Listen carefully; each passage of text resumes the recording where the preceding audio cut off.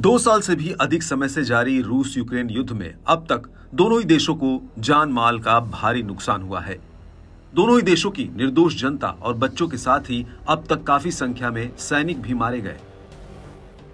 हालांकि इस समय यूक्रेन युद्ध के मैदान में बैकफुट पर है और वो हार की तरफ बढ़ रहा है। इसके पीछे की बड़ी वजह यह है कि युद्ध लंबा खिंचने से यूक्रेन के हथियार खत्म होने के कगार पर है और उसके काफी सैनिक भी मारे जा चुके हैं। अब आगे की लड़ाई के लिए यूक्रेन को भारी मात्रा में हथियारों और सैनिकों की जरूरत है, लेकिन बड़ी मुश्किल यह है कि यूक्रेन को पश्चिम और नेटो सहयोगियों से न तो हथियार मिल रहे हैं और न ही यूक्रेन के लोग सेना में भर्ती होना चाहते हैं। मंगलवार को प्रकाशित एक इंटरव्यू में यूक्रेन की एक प्रमुख पोलिंग एजेंसी के प्रमुख ने दावा किया कि यूक्रेन के अधिकांश लोग उम्मीद करते हैं कि उनका देश रूस से जीतेगा, लेकिन रूस से लड़ने के लिए सेना में भर्ती होने के लिए सिर्फ 8% लोग ही तैयार हैं। यूक्रेनी नेतृत्व ने कहा कि वो सेना की संख्या को 5 लाख तक बढ़ाना चाहते हैं।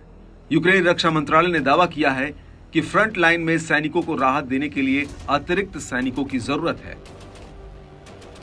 हालांकि इस बीच यूक्रेन के लिए एक बड़ी राहत की बात यह है कि भले ही लोग सेना में भर्ती के लिए यूक्रेन के कम लोग इच्छुक हैं, लेकिन यूक्रेन की मदद के लिए कुछ अन्य देशों के सैनिक खार्किव पहुंच गए हैं।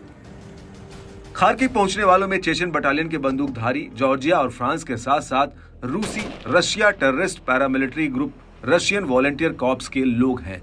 इसके अलावा यूक्रेन पहुंचने वाले अन्य सैनिकों में बाल्टिक राज्यों, चेक गणराज्य, पोलैंड और रोमानिया के नागरिक भी शामिल हैं।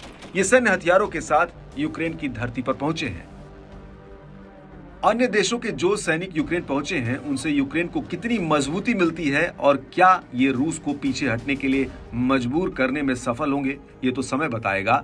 लेकिन यूक्रेन की धरती पर इनके पहुंचने से वहां के राष्ट्रपति व्लादिमीर जेलेंस्की को राहत जरूर महसूस हो रही होगी।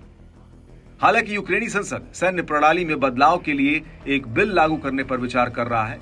अगर बिल लागू किया जाता है तो विदेश में रहने वाले यूक्रेनी पुरुष भर्ती अधिकारी की सहमति के बिना अपने समाप्त हो चुके पासपोर्ट को बदल नहीं पाएंगे।